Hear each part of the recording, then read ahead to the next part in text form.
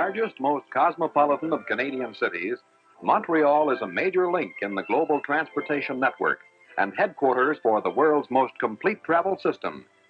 Nerve center for the Canadian Pacific Railway's widespread operations on land, at sea, and in the air is vast and vaulted Windsor Station, terminus of the world's first transcontinental railway, the oldest route, the newest trains. The Canadian stainless steel streamliner, first dome-equipped train in Canada, is the shining symbol of a new era of travel comfort and pleasure within the borders of Canada. It's January 6th, 1990. This is the almost final run of the Canadian, Canada's transcontinental rail service, and we're on it. Sitting next to me here is Kirby Henry from Broadview, Saskatchewan. He's on his way to Vancouver, that's right. Is it, Kirby? Yes, it is. Are you going out to visit some people out in Vancouver? No, I live there. Have you been on Via before? No, this is my first time.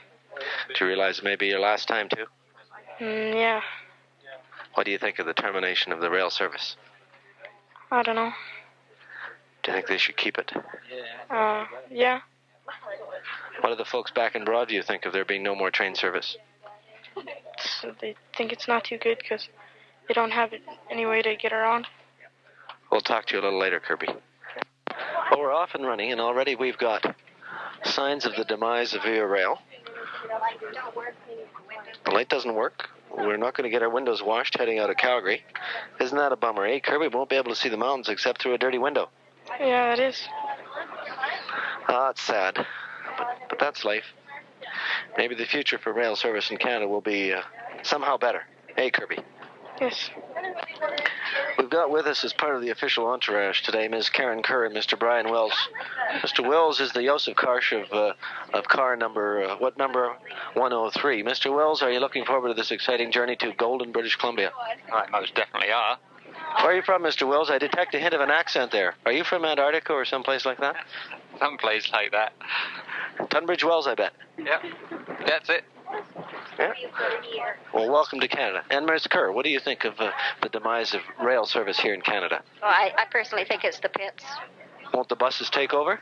No. Why not? I hate being cramped in buses. Well, how can the rail service be continued in a way that it'll pay? Change the government. And on that note, we'll come back to Ms. Kerr a little later. The route we're taking today from Calgary up the Bow River Valley and through the Kicking Horse Pass to Golden is the premier part of the present transcontinental service. That makes the termination of the Canadian on this route all the more tragic. Government response to the termination of the Canadian has been to the effect that this route, because it is the most viable and the premier part of the Canadian route, is also therefore the one that stands the best chance of being privatized successfully. Already Mr. Sam Blythe from Toronto and other travel entrepreneurs are contemplating a luxury rail service through the Canadian Rockies. I first took the Canadian, the Transcontinental Rail Service, from Montreal to Vancouver in 1951 while I was a babe in arms. Since that time, I've only crossed the country on the Canadian on one other occasion. However, I have been on the Via Rail service between Calgary and the Rocky Mountains in recent years. In the 1970s, we traveled this same route, which was then being operated by Canadian Pacific. This was prior to the establishment of Via Rail, and the takeover of the passenger rail service by Via Rail.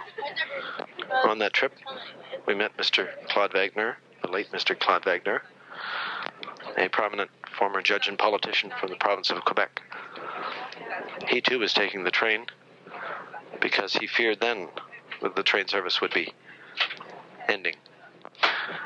The train service, the transcontinental train service, unfortunately outlasted Mr. Wagner as he died shortly after his transcontinental trip on the Canadian. We just had our tickets taken by, as he put it, the mythical, as he put it, the a mythical Via Rail ticket taker. Actually works for Canadian Pacific. So he'll be continuing to work after next week. He says the Via people, though, most of them will be leaving with healthy pensions. What's that sound? I bet you everybody knows what that sound is. You won't be hearing it very much longer. We've got Clarence Flood here on the train going up to Banff, riding the rails for the last time. What do you think about the demise of Via, Clarence? I'm pretty sad about it all. Is it a needless termination? I think so. I think it's good for the economy of Alberta to run this train, even though maybe it's not making money. Do you think we can get a private sector operator interested in this part of the run? I hope so. I hope. Yeah. Thanks, Clarence. Have a good trip. Trivia time. Name 2 movies that made famous the Canadian. Mr. Wills? Too bad nobody can answer the trivia question. The correct answer was Silver Streak and Superman. In the back bar car here we have a number of nostalgia buffs, but they're not overly knowledgeable about the Canadian. We're crossing the Morley Flats right now. Another trivia question. In 1975, what movie did Dustin Hoffman have to cross the Bow River in minus 40 below weather? And I think we've got an answer this time from Ms. Kerr. What's the answer? Big Little Man. Big little man, little big man. Correct. You get a free drink at the front end of the train for that. Thank you, Karen. We're passing the Alberta Natural Gas processing plant on the banks of the Bow River. Through this plant goes most of the gas that services Northern California. We just crossed over a number of high-pressure pipelines, too. Barely know they exist. Train doesn't seem to affect them. The gas plant will be here next week. Train won't.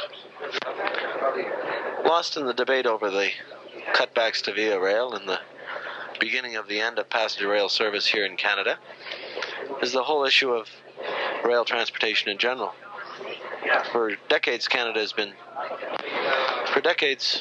prided itself on having one of the more efficient rail transportation systems in the world. However, Canada's rail system is covering great lengths with a rapidly changing commodity transportation mix. It is still diesel operated as opposed to many other parts of the world which are electrified.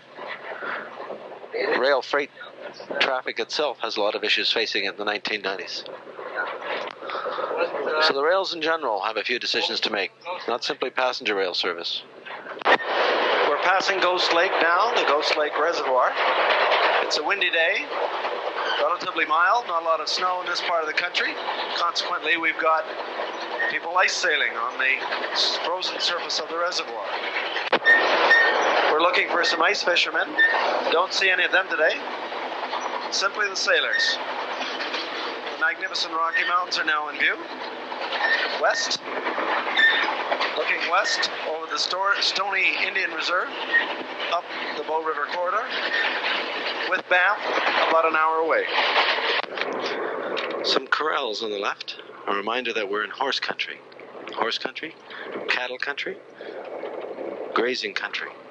Not an awful lot of farming here, a little too dry. Lots of pastures, very scenic pastures. We're in the heart of cowboy country. We're here with Noel, Ray, and company and friends. We're also saying goodbye to the Via Rail service. Noel, is this thing not worth saving? I think it is worth saving. It's something well worth looking back on, I think.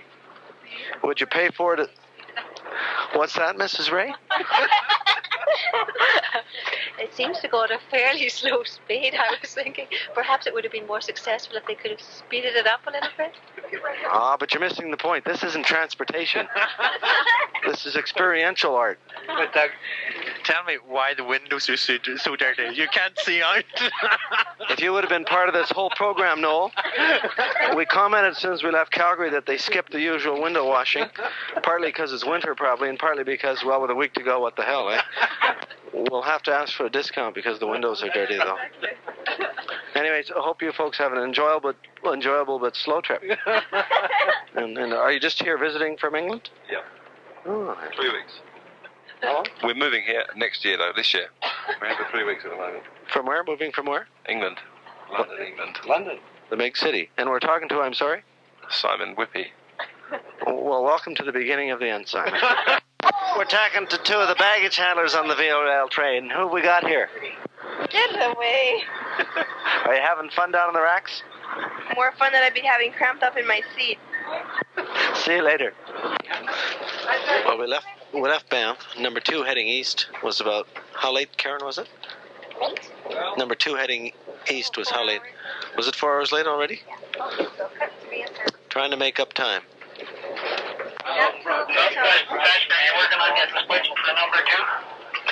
Direct from Via Rail. Sorry, CP Rail. I'll have the, we're booking for dinner at 5:30. I'll have the pork. Karen's having the sole. No, I'm having pork. 2 porks. And Brian? I'll have the sole. Have the sole. Brian, have the sole. And when you come in for dinner, you can tell us whether you want juice or soup. There's orange juice, apple juice, tomato juice, grapefruit juice, and the salad come with it. And pecan pie, tea, coffee on it. Sounds good. We'll see you at 5:30. Here's the reservation there. I need those for other people. So when you come for dinner, you can get a sample. Okay. And thank you. Thank you very much. Okay, see you later. Bye. Just wait for the call. I'll be about 5:30. We're talking about the steam problems with, what's your name, sir? Randy. And Randy says the reason you can't thaw this out is because of what? Well, I didn't say you couldn't thaw it out. It just, when it's cold, the steam has a lot of water, and the water tends to freeze. Well, when it's warm, there's the same amount of water and steam. Steam.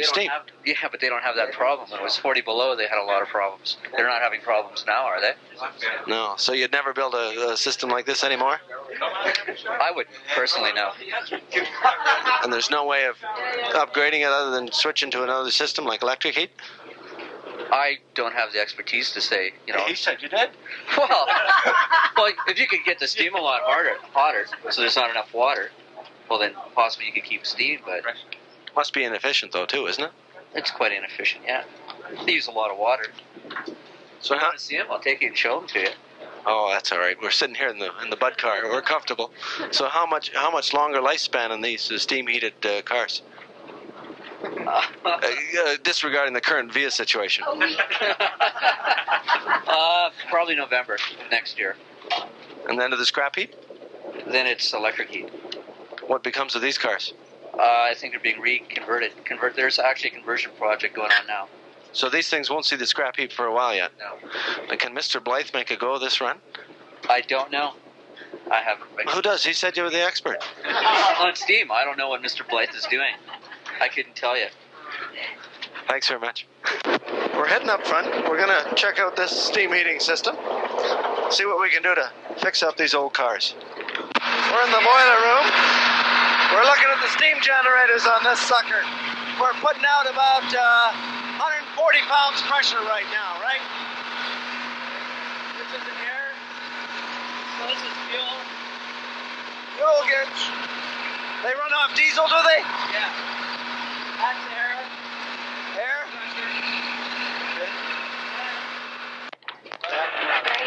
So Mr. Wills and Mr. Ray have just completed a tour of the steam generating room, steam generating car. We have 4 generators in this train. Only 3 of them are working. The weather's pretty mild though. We're going to keep it warm all the way to Vancouver. We're on time. Everything's hunky-dory. These particular cars are being converted to electric heat. The program is scheduled to be completed by November of 1990. All subject, of course, to the future of Via Rail. This is I have, that's true. All of this, of course, is designed to make the on-time reliability and the efficiency of these trains much, much better in the cold weather winter temperatures. We're in between Banff and Lake Louise now. It's getting a little dusky out, as Mr. Wills said earlier. We'll pick it up in a little while.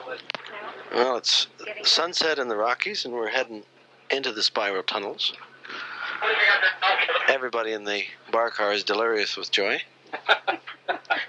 The crew's been telling us how they operate the train, and of course we've been offering free advice on how to improve the train. Well, we're in the dark now, we're in the tunnel, but luckily this is the 1990s and we've got electric lights, so we can all still see. Nevertheless, it's still quite the experience. People are crowding into the dome car. We're trying to figure out why. here with Harry the brakeman, and Harry usually rides the freights, but these days he's riding the famous Canadian. Are you going to miss the Canadian, Harry? Certainly. Sorry about that. Harry was saying he's missing some seniority when Veal departs, but you still got all those freights, eh, Harry? Oh yeah, lots of freight train. Is CP a good rail line?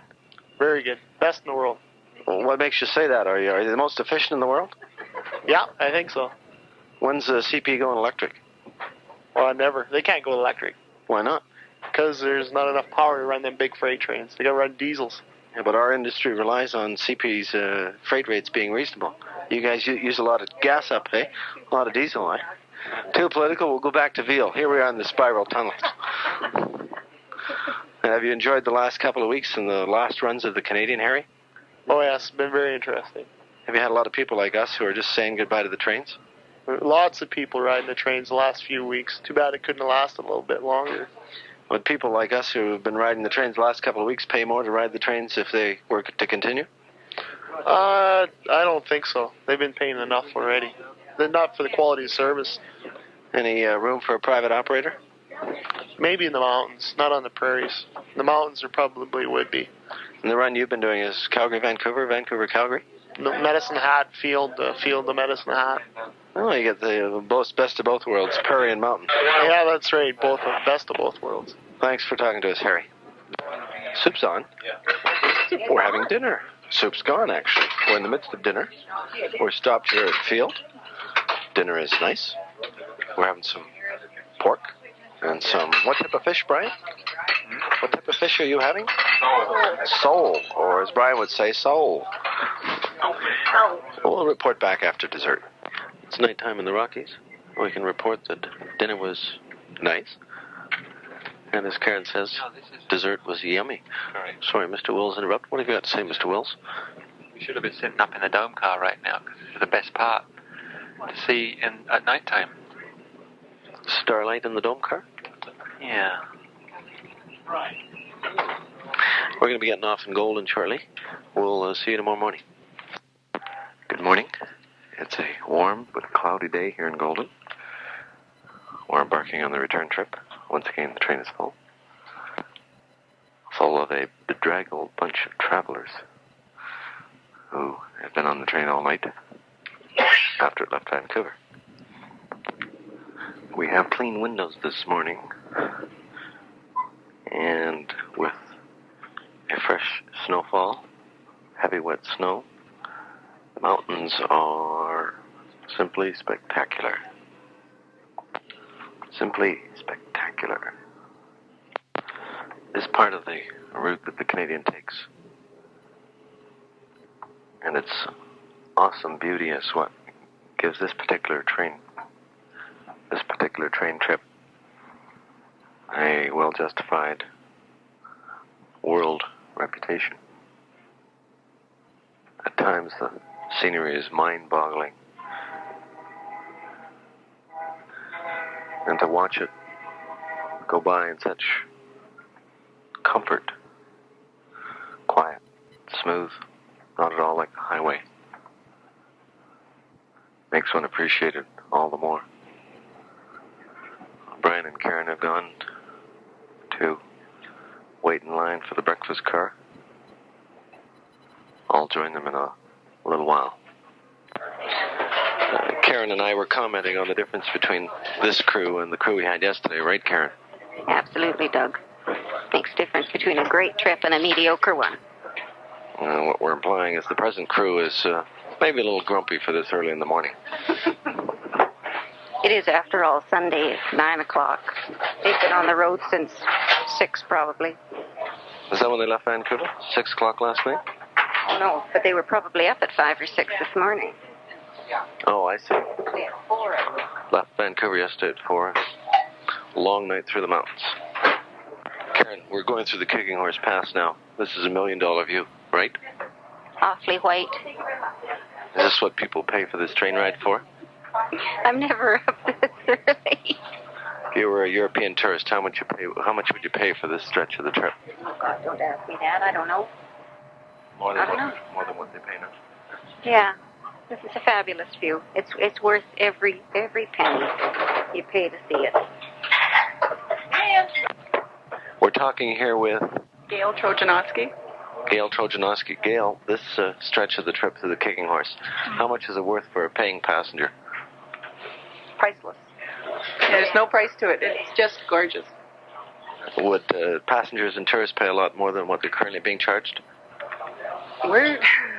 Don't ask me that question because I don't. Okay, thanks, Gail. Gail's been saying how she's been with VIA for 13 years, and once the cutbacks take effect next week, she'll be going back to her initial status. She'll be on standby, working here in the dining car. We just said good morning to Mike and Helen, another couple from Calgary, who were enjoying the last great run of Via Rail. They, however, took the train all the way to Salmon proceeded to get off, and proceeded to get back on the number 2, heading east. So they've been on the train all night, and they show it.